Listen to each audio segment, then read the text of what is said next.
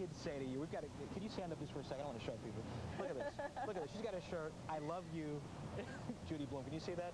And thank you very, very much. What do kids say to you when you're out meeting kids like these kids today about your books? Well, they'll ask me questions. The biggest question is always, where do you get your ideas? And that's a very hard question to answer, actually, because who knows where ideas come from? Right. Sometimes you know you're inspired by, Fudge was originally inspired by my son when he was a toddler. Now he's totally a grown-up.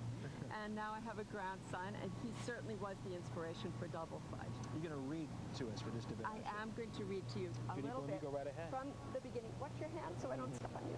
Thank you. From the very beginning of Double Fudge, just a little bit. Chapter 1, The Miser.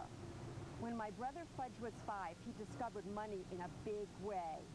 Hey, Pete, he said one night as I was getting out of the shower, how much would it cost to buy New York?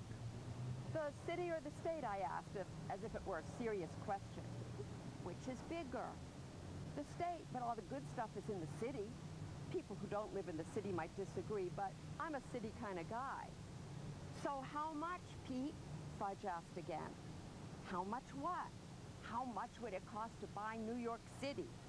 Well, the Dutch paid about $24 for it back in the 1600s. $24?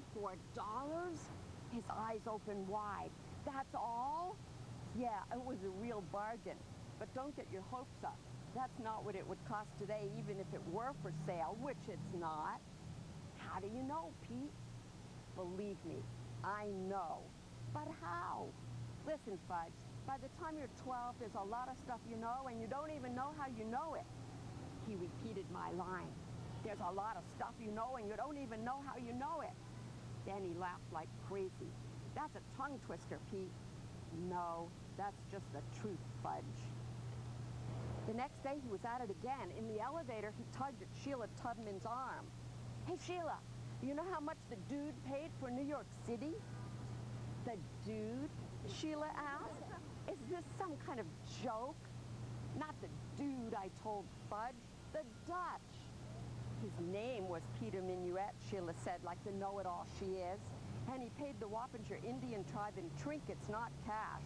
Besides, the Indians thought they were going to share the land, not sell it. Sharing is good, Fudge said, except for money. I'll never share my money. My money is all mine. I love my money. That's a disgusting thing to say, Sheila told him. You're not going to have any friends if you talk that way. By then, the elevator reached the lobby. Your brother has no value, Sheila said as we walked to the door of our building. How much do values cost? Fudge asked. Not everything's for sale, I told him. It should be.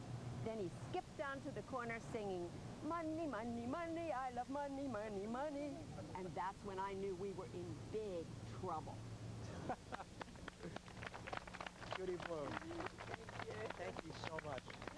Appreciate it. The book again is called Double Fudge. Double Fudge. I want to point out these kids are from PS6 here in Manhattan, the Upper East Side. You're going back to school now. You okay with that? Yes.